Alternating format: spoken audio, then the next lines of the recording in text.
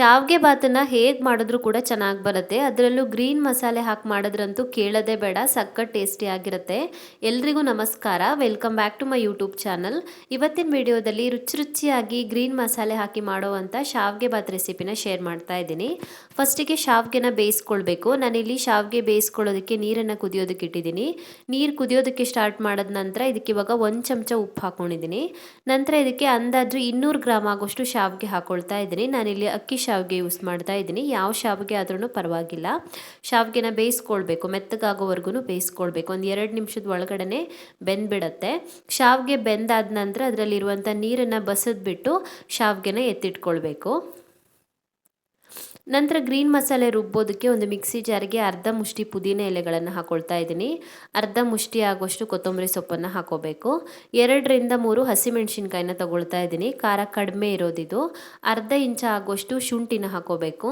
1/4 ಚಮಚ ಆಗೋಷ್ಟು ಜೀರಿಗೆ ಮತ್ತು 1/4 ಚಮಚ ಆಗೋಷ್ಟು ಸೋಂಪನ್ನು ಹಾಕೊಳ್ತಾ ಇದ್ದೀನಿ. ಇದಕ್ಕಿವಾಗ ಸ್ವಲ್ಪ ನೀರನ್ನು ಹಾಕಿಬಿಟ್ಟು ಮಸಾಲೆನ ನುಣ್ಣಗೆ ರುಬ್ಕೊಳ್ಬೇಕು. ಜಾಸ್ತಿ ಬೇಡ, ಸ್ವಲ್ಪನೇ ಸ್ವಲ್ಪ ನೀರು ಹಾಕೊಳ್ಳಿ. ಸೊ ನಾನು ಮಸಾಲೆನ ರುಬ್ಬಿಟ್ಟು ತೊಗೊಂಡು ಬಂದಿದ್ದೀನಿ. ನಂತರ ಒಂದು ಬಾಣಲಿನ ಕಾಯಿಸಿ ಅದಕ್ಕೆ 2ರಿಂದ 3 ಟೇಬಲ್ ಸ್ಪೂನ್ ಆಗೋಷ್ಟು ಎಣ್ಣೆ ಹಾಕೋಬೇಕು. ಎಣ್ಣೆ ಕಾದ ನಂತರ ಇದಕ್ಕೊಂದು ಇವಾಗ 1/4 ಚಮಚ ಆಗೋಷ್ಟು ಸಾಸಿವೆ, 1/4 ಚಮಚ ಆಗೋಷ್ಟು ಉದ್ದಿನಬೇಳೆ, 1 ಟೇಬಲ್ ಸ್ಪೂನ್ ಆಗೋಷ್ಟು ಕಡಲೆಬೇಳೆನ ಹಾಕೊಳ್ಳಿ. ಹಾಗೆಯೇ 2ರಿಂದ 3 ಟೇಬಲ್ ಸ್ಪೂನ್ ಆಗೋಷ್ಟು ಶೇಂಗಾ ಕಾಳನ್ನು ಹಾಕೊಳ್ತಾ ಇದ್ದೀನಿ, ನೆಲಗಡಲೆನ.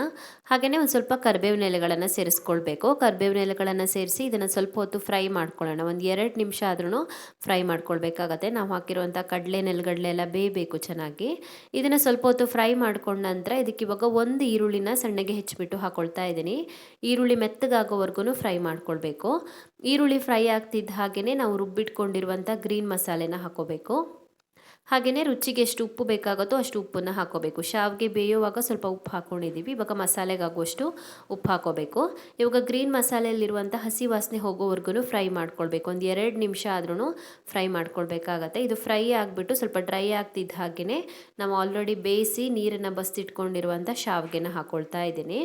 ಶಾವಿಗೆ ಬೆಂದು ಬಸ್ತಿಟ್ಕೊಳ್ಳುವಾಗ ಸ್ವಲ್ಪ ಅಂಟಾಗಬಾರ್ದು ಅಂದರೆ ಅದರ ಮೇಲೆಗೆ ಸ್ವಲ್ಪ ತಣ್ಣೀರನ್ನು ಹಾಕಬೇಕು. ನಾವು ಬಸಿತೀವಲ್ವ ಶಾವಿಗೆನ, ಬಸ್ದಾದ ನಂತರ ಮೇಲ್ಗಡೆಗೆ ಸ್ವಲ್ಪ ತಣ್ಣೀರನ್ನು ಹಾಕಬೇಕು. ಈ ರೀತಿ ಮಾಡೋದ್ರಿಂದ ಶಾವಿಗೆ ಅಂಟಾಗೋದಿಲ್ಲ.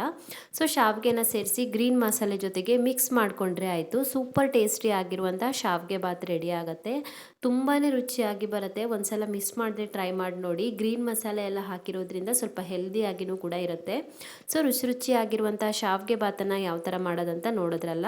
ನಿಮಗೆ ಈ ವಿಡಿಯೋ ಇಷ್ಟ ಆಗಿದ್ದರೆ ವಿಡಿಯೋಗೊಂದು ಲೈಕ್ ಕೊಡಿ. ಹಾಗೆಯೇ ಕಮೆಂಟಲ್ಲಿ ತಿಳಿಸಿ ಹೇಗಿದೆ ಅಂತ.